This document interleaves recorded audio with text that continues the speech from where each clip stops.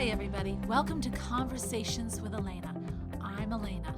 In this show, we celebrate moments of divine awareness and where these moments take you in your journey of growth. Join us for conversations exploring people, their aha moments, and the lives they have created. This episode is sponsored by Spaces Quarterly, a modern living guide. Thank you. Welcome, everyone, to Conversations with Elena. And today I have a really brilliant man who is going to be our guest. His name is Paul Gilman, and I want to give you a little bit of heads up about him. Paul Gilman has spent over 20 years in recording studio. He's worked with Bob Moog, I think I pronounced that correctly, in test sites, manipulating and reshaping sound. He was also a consultant to Raymond Kurzweil. These were musical-based sound shaping instruments, okay? They were highly sophisticated electronics, and they affected all aspects of sound waves, shape, form, and delivery. But another thing Paul has done, he was a consultant to Apple Computers, and he was involved in MIDI development and introduced the first concert application demonstrating the computer manipulating sound, resulting in Apple becoming the world's first music computer company. And there you go, you've got the birth of iTunes. Very cool. Paul Gilman has also had, he's followed a diverse and unique path in the entertainment history. All right, he was a child prodigy, studied with Dr. Abbott of the Boston Conservatory of Music. He worked with, oh my gosh, wait until you hear these names, Papa John Phillips, Mick Jagger, Keith Richards, Mick Taylor, The Temptations, Lionel Russell, John Lennon, and Paul McCartney. He has toured extensively from Boston Symphony Hall to LA Whiskey's Go-Go. He's composed and performed numerous scores for feature films and televisions such as Best of the Best, Assassins, Deception, The Olympics, and America's Cup. He's also had a commercial portfolio, which includes projects for Sony, Nissan, Intel, Maybelline. Oh my gosh, Paul, these are fantastic. And then years of working with sound underwater with top scientists in the field of communications has resulted in documented communications, as well as helped the Navy better understand and develop powerful sonar systems. This is awesome. That's what I meant to say. And also, he has worked with the U.S. SEALs on classified projects. And now he has his own company called Gilman Sound that converts a large stadiums into concert halls. And let me see, he was involved with the Super Bowl. Am I correct, Paul? Yeah. Yes. Okay, and then I would like to also read his favorite quote, which happens to be a quote I happen to love too. Everything is energy, and that is all there is to it. Match the frequency of the reality you want, and you cannot help but get that reality. It can be no other way. This is not philosophy, it is physics. And that is from Albert Einstein. And with that, welcome, Mr. Paul Gilman. Hi, thanks for having me here. I am so happy to have you here. Well, we usually start out, and if you wouldn't mind, could you tell us a little bit why you picked out that quote, which happens to be one of my favorite quotes too? First of all, it's a pleasure to be here. Thank you for having me as a guest. I appreciate it. We love having you. I just came from a few days with Bob Proctor, which was exhilarating and kind of whatever frequency you're on, it's going to ramp up a few notches higher, being in that room with that group for a couple of days. And why I love that quote so much is I am under the belief, as Tesla was, that everything on the planet has a resonant frequency, whether it's the planet, a rock, your heart, anything. Everything has a resonant frequency. And coming from music all my life, I've always been fascinated with what sound is, what really is it. You know, I'll play a 9-foot Steinway grand piano. I'm in heaven. I love it. It physically feels good. And what's really happening, you have these wood and these strings that are vibrating and physically touching your body, as opposed to playing an electronic keyboard, which I've become quite adept to, but you're never going to get the same physical properties. It's a different experience. Wow. And what I've come to is, starting as, I think I played piano when I was about 5, and always fascinated with that. And then one day in a recording studio, the bass player didn't show up for a session, and I found this weird contraption in the corner with a bunch of wires and knobs, and it was one of the early Moog synthesizers, and I figured out how to make it sound like a bass guitar, and I love that. So here's another way to make sound electronically. How old and were then you? no matter what you do, it ends up being little dots of air flying around. And isn't it fascinating when you can hear a bird in the forest a mile away clearly, and no microphone, no speakers, nothing, and it's those little dots of air just kind of float right along the natural breeze, and it brings it to your ears. And That's cool. I love the development of sound. When I went to a gentleman, Dr. Wang, who had Wang Computers, I think I don't know, I was 15. I was pretty young, and I said, I believe the PC will play an important role for artists in making music, photography, movies. I just saw this vision, and he told me I was pissing up a rope, and I thought about that one, and it sounded kind of disgusting, painful, uncomfortable. So I moved on, and at that time they were a pretty big company, and I did a concert, and I was kind of discovered by Apple Computers, and they flew me up at Symphony Hall. I was at the Boston Symphony. Apple flew me up, and it was like a small company, but just the most creative world up there in Cupertino. Cool. Very different than the monster thing it is now, but very creative. And Steve Wozniak and Steve Jobs, they were visionaries, and they were already, little did I know, already thinking of music, but weren't quite there yet. I worked with a gentleman named John Worthington, who helped develop something called MIDI Manager, which is why we now have QuickTime and Final Cut Pro and a lot of the cool stuff you use.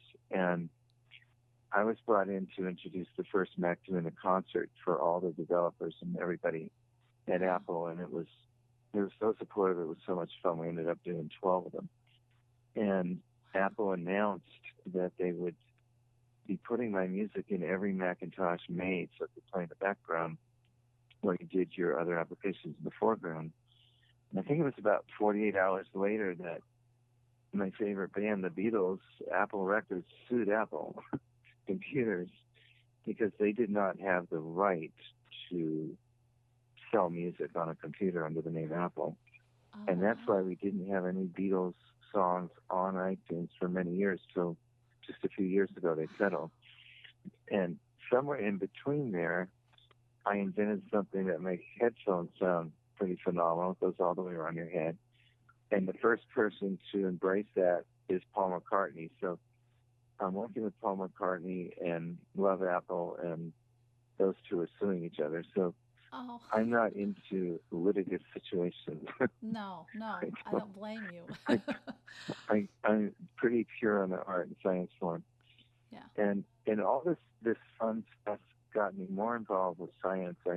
At Apple, I met some of the most brilliant people on the planet, very innovative and focused. And, John being one of them, I worked with him on the development of MIDI, which is how all electronic keyboards and parts of computers, and it can do something there and see it affect the whole world. It's pretty exciting. Wow. Somewhere in the middle of all this, I went through playing with all kinds of rock stars and scoring and a lot of things you spoke of. Yes. I missed sports. I completely missed sports because I was always playing in some kind of gig somewhere on a weekend when everybody else went to sports. Oh. And a few years ago, a player from the Dallas Cowboys, pretty well-known player, a guy named Charlie Waters, brought me to Cowboy Stadium. And that was my first NFL football game. And he was Wow. telling me about, isn't that lame? I mean, no football. I played in the backyard and I got smushed a lot, but not a real football game. That's- So here I am. So have you ever been to Cowboy Stadium? I have not. I have not. So Well, you know, it's gorgeous. It looks like a spaceship. It's all glass. I understand that the Eiffel Tower could stand up inside of it. I've heard It's that. it's that big. They have a screen that's 80 yards long. I mean, Wow. Wow. they spared no expense there. And halfway through the game, I looked at Charlie and I said, "Charlie, what happened?" And what do you mean, what happened, Paul? You know, I said, "Well, it sounds like a big garage here. I can't understand a word you're saying. The music sounds like a wind-up organ. It's just pathetic sound here. How do you spend $1.5 billion and come up with this? You know?" And True. I think I may have insulted him a little. It wasn't my point, but they may have. They're very proud of their thing here, their football stadium. Oh, okay. And so my way of doing things is to do something about it and to present a challenge. Good. And this was a few years ago, that winter was going to be, the Super Bowl was to be at Cowboy Stadium. I don't know if you remember that. They had snow and it was pretty I pretty do intense. remember. Yeah, it was intense. Yeah. And the act that was to play there was the Black Eyed Peas. And I love the Black Eyed Peas, actually. Aren't they cool? They are They're very so cool. cool. They are very cool. So I invented something that when you put on headphones, it's like 720 degrees. It's around your head. It's over the top. And I had this idea after hearing the performance of their speakers. Why don't we do a broadcast inside Cowboy Stadium, have these earbuds stuck under the seat and surprise everybody 5 minutes before the halftime show, say, "Look on your seat," put them on, they're wireless, and you get a broadcast that sounds like you're in a recording studio. Wow. And they were interested enough to say, "Prove it." And they invited me to do this with a halftime show on Thanksgiving, Charlie leading the charge here, where Keith Urban played Oh, wow. at Cowboy Stadium live. So now I find myself, my second football game, on the field, sitting next to Keith Urban's whole entourage, Wow. That is broadcasting his show wireless to headphones and the earbuds. The earbuds were supplied by Monster Cable, who later, make Beats. yes. They're the manufacturer of Beats. Yes. So it was a total success. Everybody loved it. This is Thanksgiving. Charlie told me he's going to call the head of the Super Bowl committee. We've proven it. Keith Urban asked me to go on tour with him. It was pretty cool. But when he called the Super Bowl, here we are at Thanksgiving. I don't know if they just hung up on him or screamed at him and hung up on him, but like, how can you call us at this date for something like the Super Bowl, the technology? The timing was just completely off. Now I understand it. They start playing the Super Bowl in June. Yes. So It's very the big. Black Eyed Peas, I was in Will.i.am's home in L.A. in Los Feliz, knew about us, and he wanted us there. He called the NFL and said, "I know it's late, but we really need it. Please bring them." And they just wouldn't do it. And unfortunately, I don't know if you saw that halftime show. As great as they are, it was not a very good show. Yeah, I know. They couldn't hear very well. They got out of sync with their track. It was a basic I heard that. Black Eyed Peas train wreck. I think Will.i.am went off social media for about 2 weeks because he couldn't even look at the blogs anymore. Yeah, He I got know.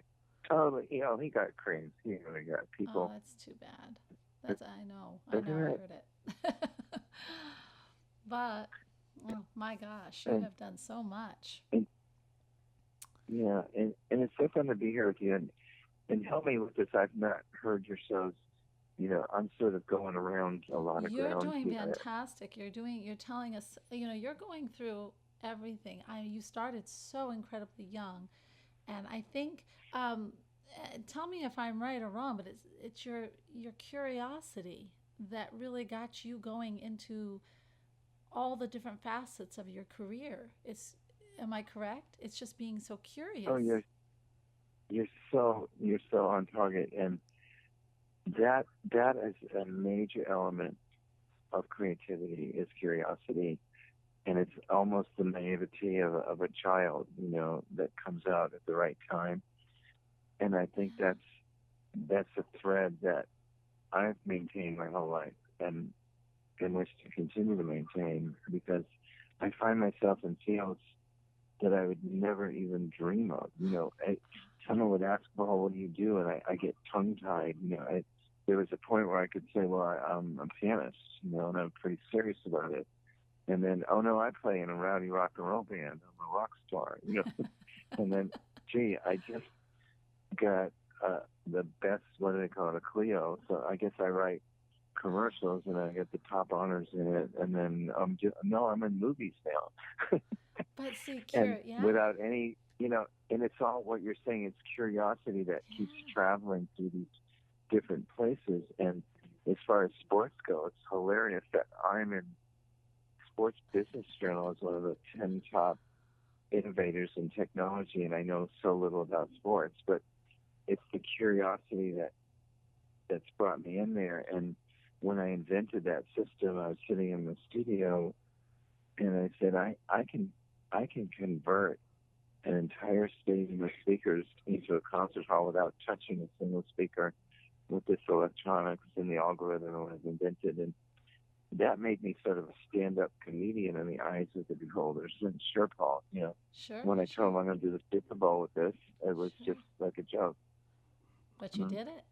But I did, and then it goes to kind of a real passionate project I've been working on for many years is with whales and dolphins. Yes, this I is just where I wanted love to. them. Yes.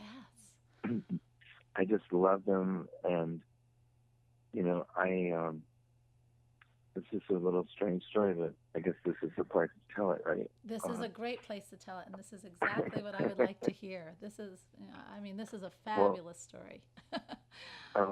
this is fun. Okay, so I'm in a studio with Papa John Phillips producing him. In the last 6 or 7 years of his life, he's probably spent 3 days a week with me recording. We have masters with the Rolling Stones backing up John because they were great friends. Yeah. And I put it all together for him, including a lot of new songs. And I get this call from a gentleman named Abraham Kauai from Hawaii. And he's a kahuna, a medicine man, Right. who heard my music through some friends and called up and said, "You are the one that will carry the message of the whales and dolphins. You must be here tomorrow." And that was the extent of the conversation. And I just looked at John, and I was looking there, and we're working with the Rolling Stones. I said, "I have to go now." It's awesome. And oh my God, that's a long plane ride to think about what you just did. Yeah, I'm sure. Let's say you walked out on John Phillips and the Rolling Stones because some kahuna, whatever that is, told Yeah. you to come to Hawaii. But it was so strong and so powerful that I went. That is super. I met him. He was like a Yoda or something.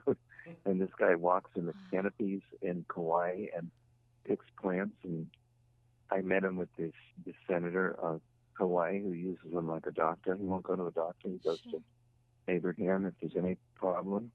Wow. He'll leave pre-dawn and come back with something. Isn't that wonderful? And he's a healer, but very wise man. And his eyes just kind of pierced through. And so he sent me out on my first swim with no cameras. This was before anything, with a couple of Hawaiians that took me to some beach somewhere where you won't find many white people. And we swam, pretty far out. and all of a sudden they were gone, and I looked right in front of me, and there was a tiger shark. Just almost, I mean, I watched Bob's lesson on fear. Yeah. I don't care how many circles you make on a piece of paper. A tiger shark, there's lots of fear. Yeah. And, and the challenge is, how do you calm yourself so that you don't become Yes. a prey? And they're not going to bother you. They don't really want us unless you seem like you're compromised or wounded, or then they're scavengers and they will. So I talked myself into swimming slowly and smoothly, and I sent my telepathic messages out that I don't taste very good. I'm just visiting. I mean, no harm that you're living in. It's all good. And it just sort of circled me a few times and left. And that's amazing. I felt like that was the gatekeeper of the whole journey. It was either never get in the water again, or you're going to get past this. And that's amazing. Not long after that, a whole serious pod of dolphins literally surrounded me and mirrored me. And now that I've spent more time with them, I know how rare this really was, especially for a first encounter. And after that experience, I thought, I need to share this with people. This is way too much for an individual. It's just incredible. It is. They welcomed you. They welcomed you. Isn't that amazing? I've not ever heard of anyone having that kind of experience with dolphins. That's just amazing. Then when did you start communicating with the whales?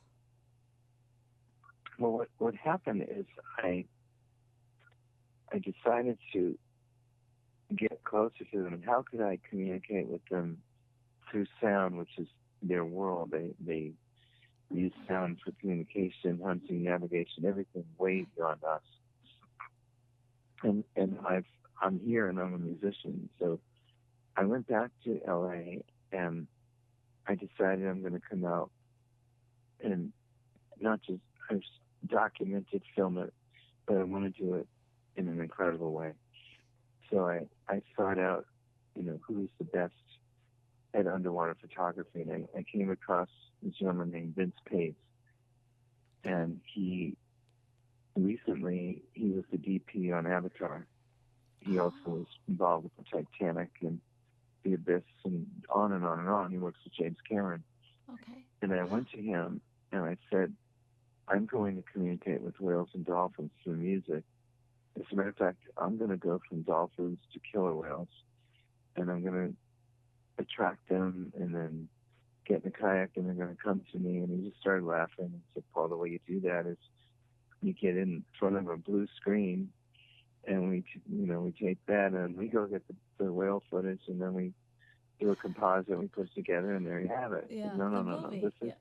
This is the real deal. And what kind of budget do I need? And he told me, and we were very far apart. I bet. very, very far apart. And I said, he said, where did this come from? And I told him the story of the music and the kahuna, and he said, either you're completely gone or brilliant. I'm not sure. I'll tell you what, I will put a crew and a package together, and we will come with you. And if I don't see results in day one, maybe day two, I'm going to take your entire budget, keep it, go have fun, and if it's successful, I'm going to bring more than your budget could possibly afford. Wow. And he shows up with 3 guys that work with James Cameron, and the best of everything. The lenses were $80,000 each. I mean, full on. Amazing. And we first started with the dolphins and we started on a bigger boat, dropped underwater speakers, and they came to them, and then a kayak with American Indian flute, which they loved. And then I'm in swimming with them. And we did a very successful shoot in Hawaii with dolphins a couple of times. And then over time, I said, well, let's go for humpbacks. They're more musical. And we ended up in the South Pacific in the Kingdom of Tonga as well. We did some work in Hawaii, but there were too many people there. And I don't know if you've ever been to the Cook Islands. Have you ever been there? Yes. Yes, I've heard of it. I have not been there, but I've heard. Well, it's so beautiful, very sparsely populated. Visibility is about 100 feet. Wow. And the animals and nature is basically like it was maybe 1,000 years ago before we got too involved. Untouched. So it's much more free and much more of that curiosity on their part that you brought up before. I think it's just important that the animal or whoever you're communicating with has curiosity. Oh, So I do too. two-sided. Yes. And because so, they'll respond to you. I mean, if they're curious about you and you're curious about them, then you're kind of on the same frequency with that. You know. well, that's exactly right. Yeah. What happened was we started out on a 130-foot boat that went from island to island, and we had underwater speakers, and we used them to attract whales, and it's carried maybe 3 or 4 miles. And when the humpbacks came in, the reason they came in is I learned, we're always under scientific research banners, so we have marine biologists and people with us. That's maritime law, and it's a good thing to protect the whales. Sure. And I learned that at birth, a whale sings one note to its baby so they can find each other from 100 miles away by that note. Okay. And with keyboards, with pitch control, I can play notes in between or notes in between. There are just endless possibilities. And I'll go until I find the note, and they'll sing back to me when I hit it. And now I know that I'm in the right key signature, kind of like playing in a band and say, we're doing a 12-bar blues progression in the key of G, let's go, and everybody knows what that means. That's playing. Wow. And so I think what happened is they heard these notes, they were in the right zone for their pod, because each pod is a different key signature, and that attracted them out of curiosity, very much like you said. Right. And I think the curiosity brought them to me close enough that the real thing kicked in, which are the thoughts that travel across the top of the notes. I think the notes are the curiosity and the attraction, but then there's another level of communication that I've learned with them. And they are masters at telepathic communication. They speak in another dimension. I believe 100% that they see sound and color and shapes. And really? Somewhere in it mentions that I did a little bit of work with the Navy. I was never in the Navy. Right. The Navy used dolphins in the Gulf War to carry collars and plant little detonators on underwater landmines and saved a lot of lives. And they would swim, recover the dolphin, and then blow it up. But the part that really excited me was that in the research labs, which is down near San Diego, where they train them, yes, they put 3 cones, exactly the same material. And inside the cone, one had sand, one had explosives, and one had nothing. And they were 97% accurate, which meant that their sound, their sonar was going right through it. That's right. And to me, and the demonstration, if you had a glass of ice cubes and tipped it sideways, they know there's liquid in ice cubes. So I believe they send so many different frequencies and so many different speeds, much like the dots on your television. Make a picture, and if you just saw the dots, it wouldn't make sense to you. But if your mind puts it all together, it's a beautiful flowing picture. I believe that the dolphins and whales are doing it right now, turning sound into visuals, and we'll catch up with them someday. We're working on it, right? We are working on it right now, turning sound into visuals. And they've been doing it a long time. And so the fascination of music, sound, and being with these lovely, amazing animals all came up to the point where they trusted me enough to come to me and let me swim literally between a 40-foot whale and her baby, right between them in the middle of the South Pacific. And that really doesn't happen much in nature with a baby. Never heard of that ever happening. That is phenomenal. That is phenomenal. And I think you are, well, you're totally on how they are able, what they do with their sonar and the telepathy. I believe that very strongly myself. So I think the work you're doing with them is just fabulous. I really do. And also, go ahead. I'm sorry. No, I want to hear you. I couldn't hear you. Oh, no, I'm just saying. Like I said, I think that it's true that the sonar and also the telepathy that they use with their young between each other. I believe in that very strongly. I just know they do. But my gosh, I think the work you're doing now. Were you the one who kind of discovered this way that they communicate? I mean, that they could see almost in pictures, the sonar in pictures in their mind, or did that come from working with the Navy, or how did you think of that, or did the Navy? That's what my question is. With the experiments. What I was doing, well, the Navy, as far as all the explosive stuff and all that, that was Navy. Okay. All the way. I just helped them on another level of communication. They're all mechanical, and I introduced the fact that there is telepathy, that there is another way to communicate with them, and I think they were studying me as much as the dolphins. I think they are. They were pretty fascinated. I gave them one gift, I think, because the Admiral of the Pacific Fleet told me they've been working for years to develop some kind of computer system that can imitate their sonar, because they're so much better than we are. And they were missing long-range navigation. And when I went through all their work, I found out that they had eliminated the super high frequencies, thinking they didn't do anything, and reminded them that they travel faster and further than anything else, and you just eliminated their navigation. So we exchanged some pretty cool information.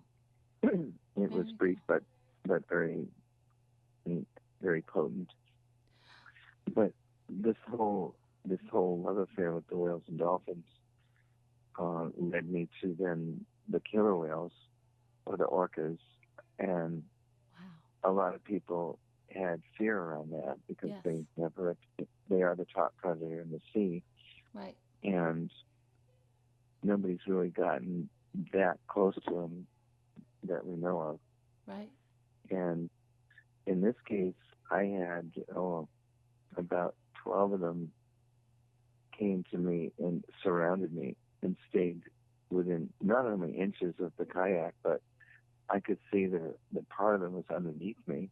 One of them actually went underneath the kayak upside down, so that you just saw the white belly of this, and it was longer and wider than the kayak. And that was one point where I started to have a little bit of, what's going on here? And I would turn this way and that way, and it just mirrored me. There's no way to change course. They could swim almost 30 miles an hour and jump 10 feet in the air. So it was all up to him what was happening. And the marine biologist, I asked him what that was, and he told me he turned over to look at you, that they can only look straight or down. So when he was on his belly, he was actually staring at you, and I had no idea. So it's nice to have knowledgeable people around you when you're doing something that's, kind of breakthrough like that. I'm just fascinated. I know that we were up in Vancouver Island, and the captain was a real Canadian I love Canada, I love Wales, and what are you doing here kind of guy. And when I told him I came to communicate with Wales, he told me to get all my money, go to the bow. He said, go to the bow. He said, see, that's the front of the boat. Throw your money in the water, and I'll take you out to dinner tonight, and we'll call it a day. Because Really? apparently, he said the BBC rented him and his boat for 90 days. Oh, And in 90 days, with chase planes, sonar, everything, they got a total of 2.5 minutes of footage, usable footage.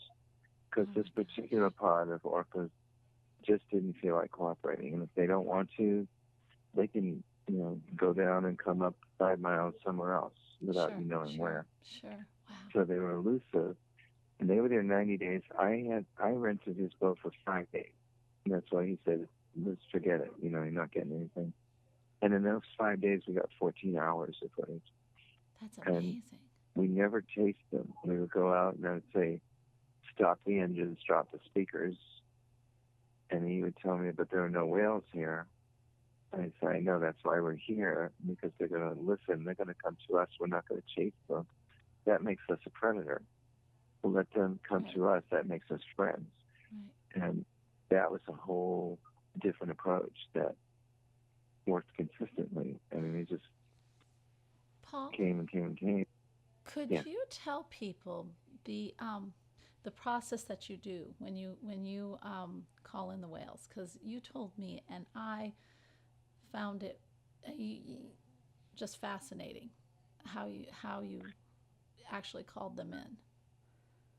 Sure. And it goes through stages. The first stage, where are they? They're not just waiting for you. So I go out on a pretty big vessel. This one was 65 feet,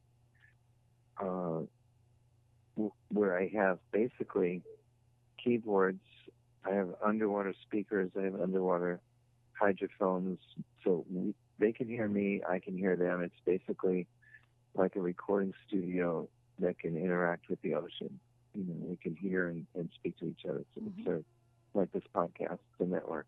Okay. And with that, I send out sounds that I'm kind of imitating what I think they sound like, but I'm also at the same time traveling through many different pitches and tones looking for their key signature. Okay. And once they call back, I leave space for their voice. I don't want to speak at the same time. Right. And then I'll speak back, and I'm saying, this is how I feel like I'm talking to Will. I'll play a note back, and then I'll leave a blank space again and wait for them to respond. And while they're doing that, you hear these clicks, and that's their echolocation that's actually finding where the sound is coming from. We can hear that in the microphones. And sure enough, there they are. They come right to the boat. They come right to. Then the second part is I get in a kayak with an American Indian flute, and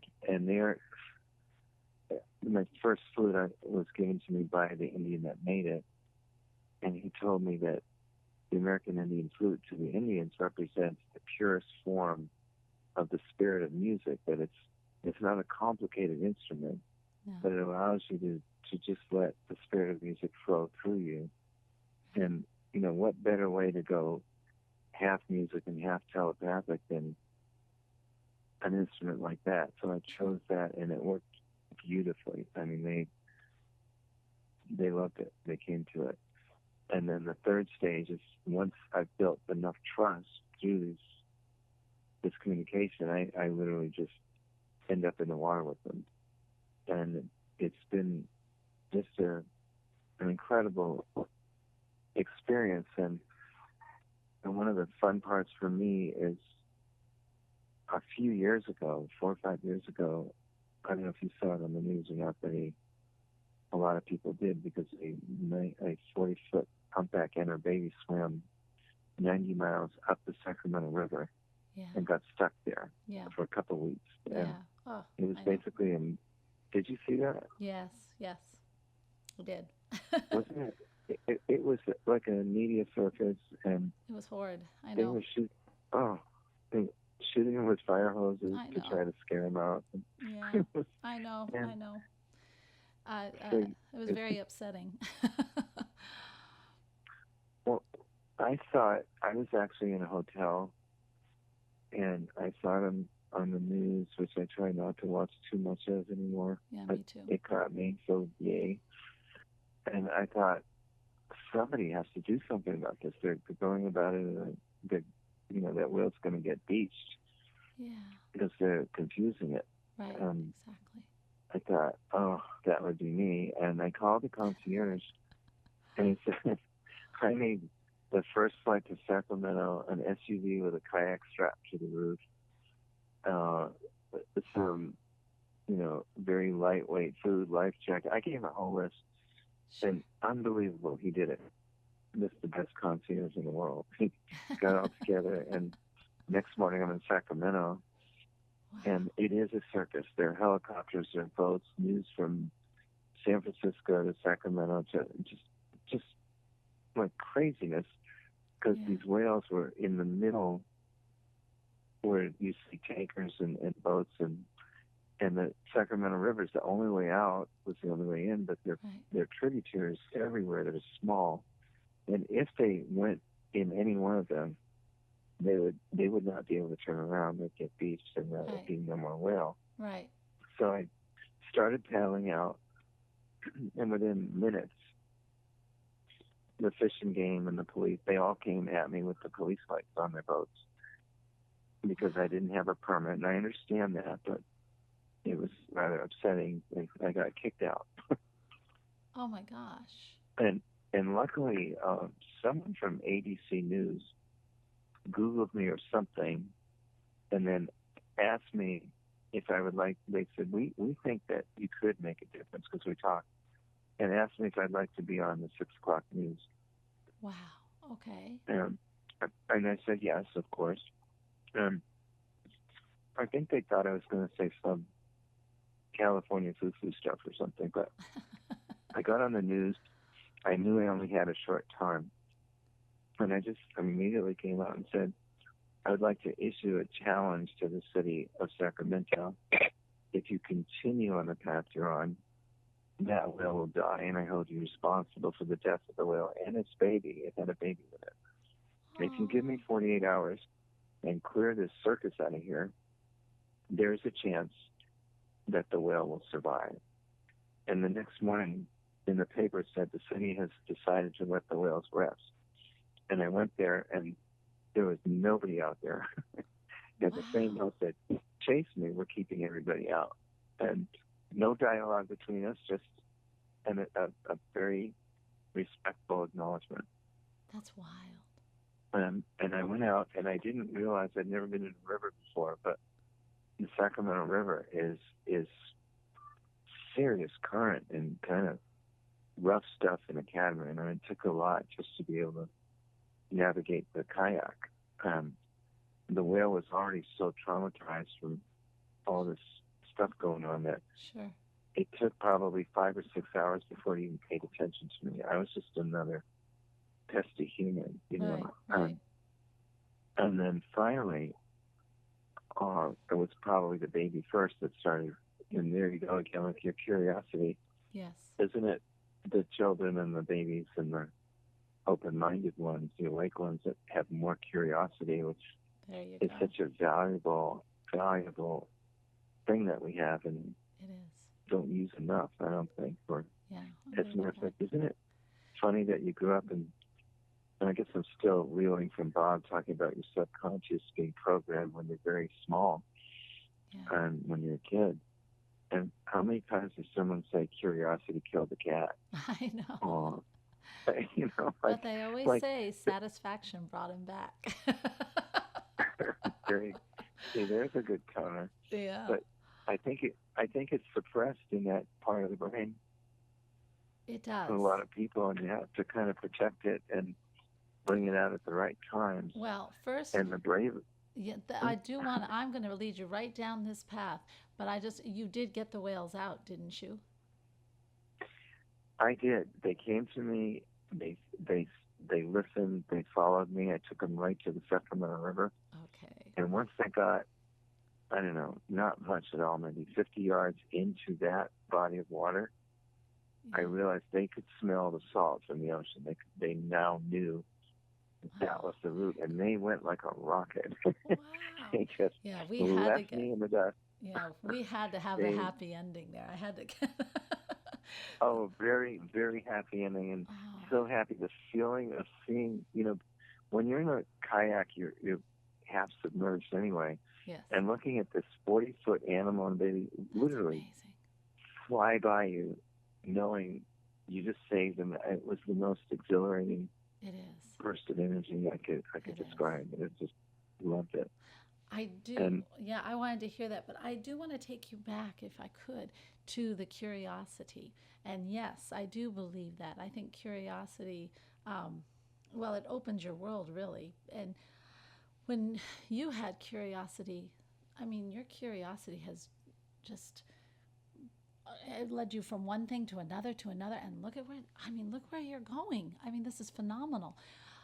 Did you ever feel like, except for that one time you told us about, you didn't never allowed anyone to dampen your curiosity? Do you realize that? I just didn't get the very last thing. That was probably the Oh, best part. Could I, you say it? I, I said, a lot of people will allow people, circumstances, other things in life to dampen their curiosity, but you did not. You've never allowed anything to dampen your curiosity. Why do you think that is? I think it's because it's so important to me.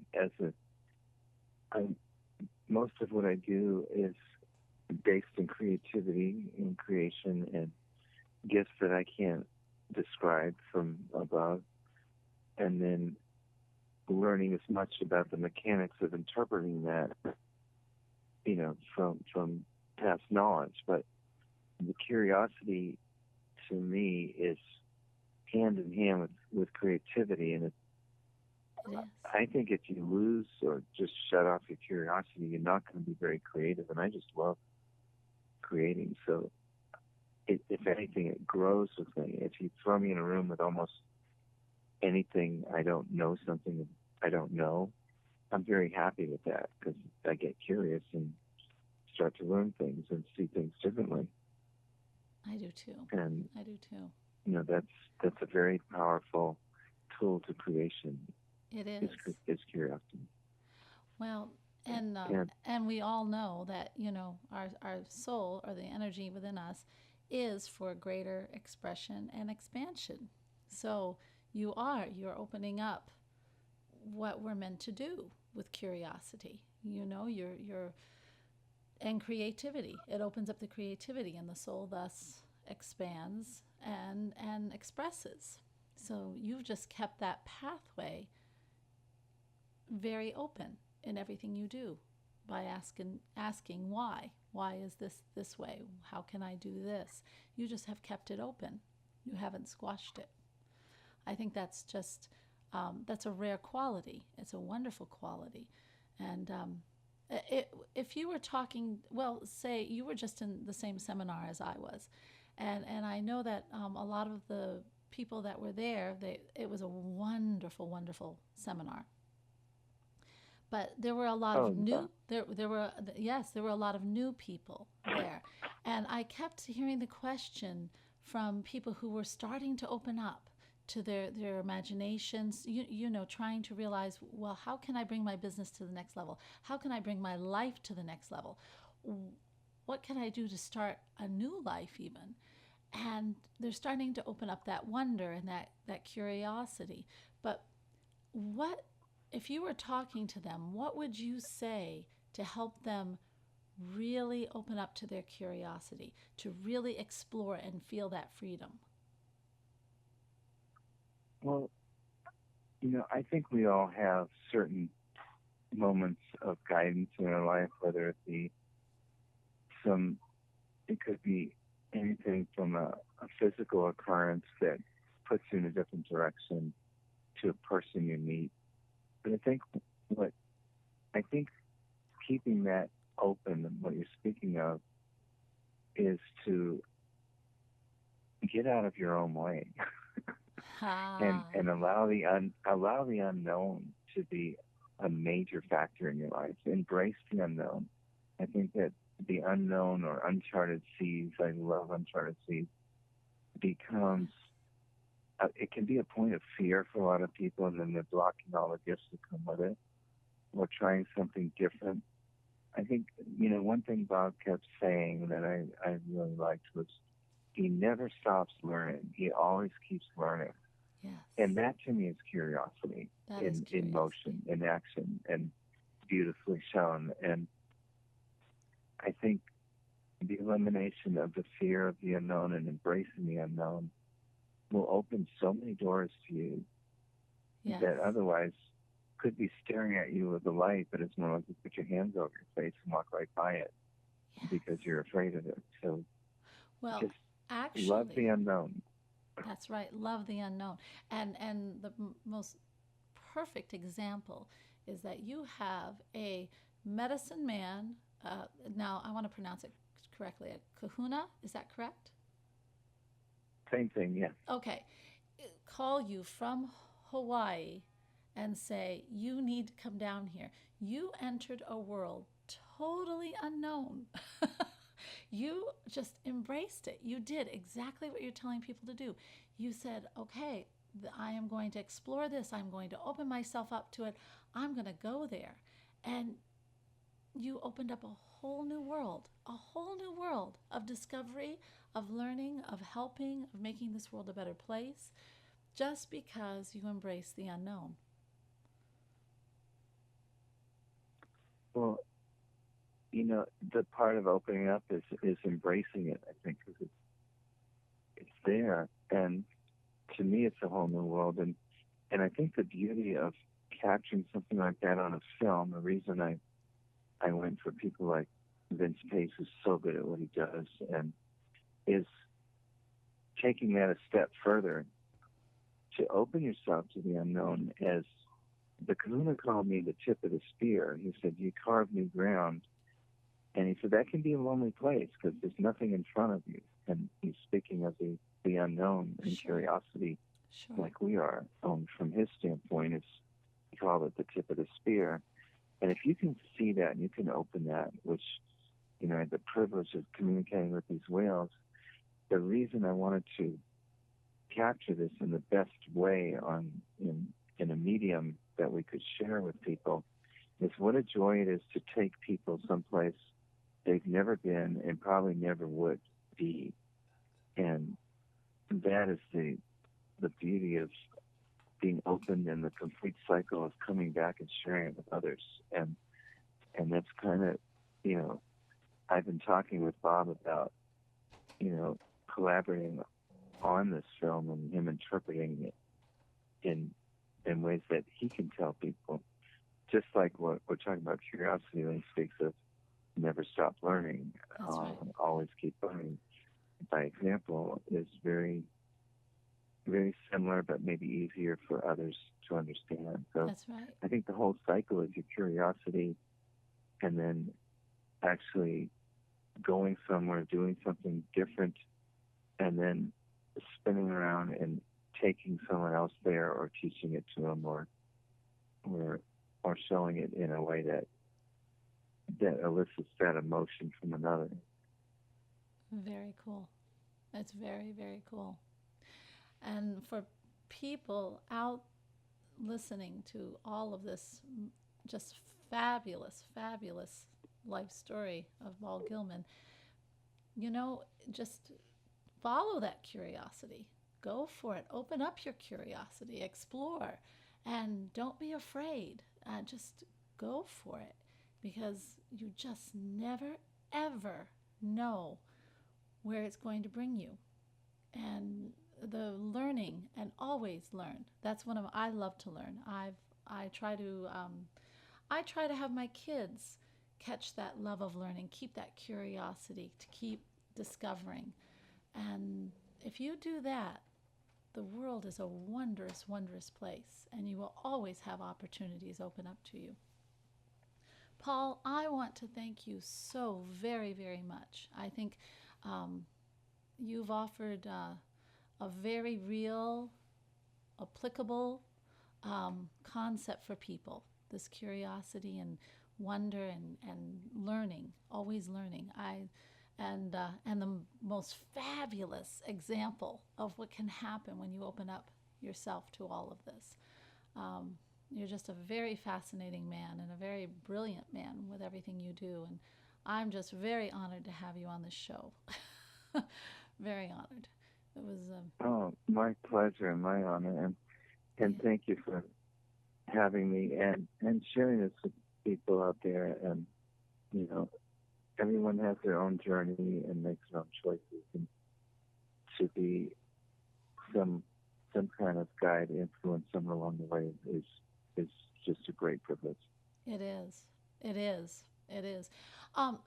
Now, if people want to catch more about you and the whales, or what you're doing now, or they want to learn more about you, what is the best way for them to follow you?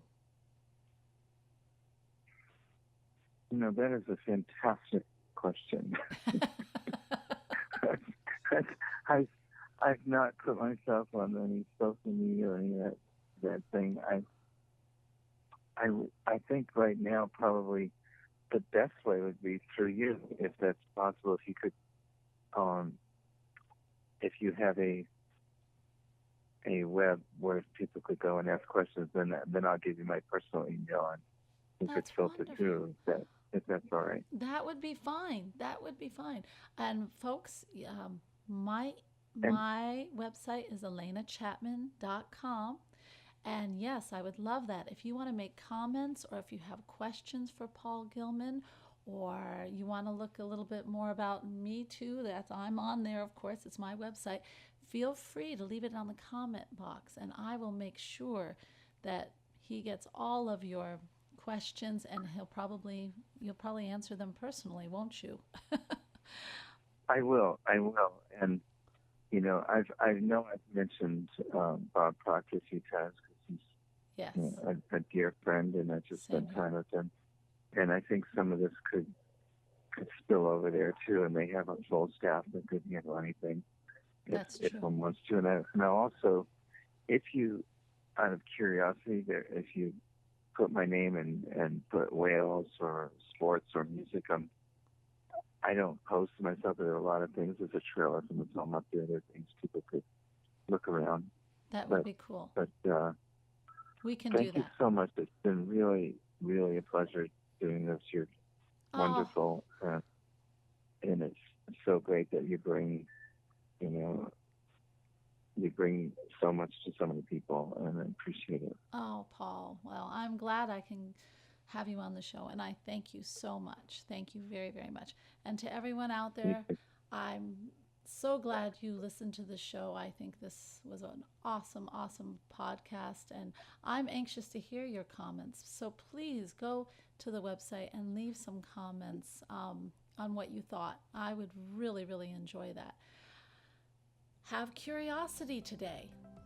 Open that up. See what you can discover. And have an awesome, awesome day. Thank you, everyone. Goodbye now.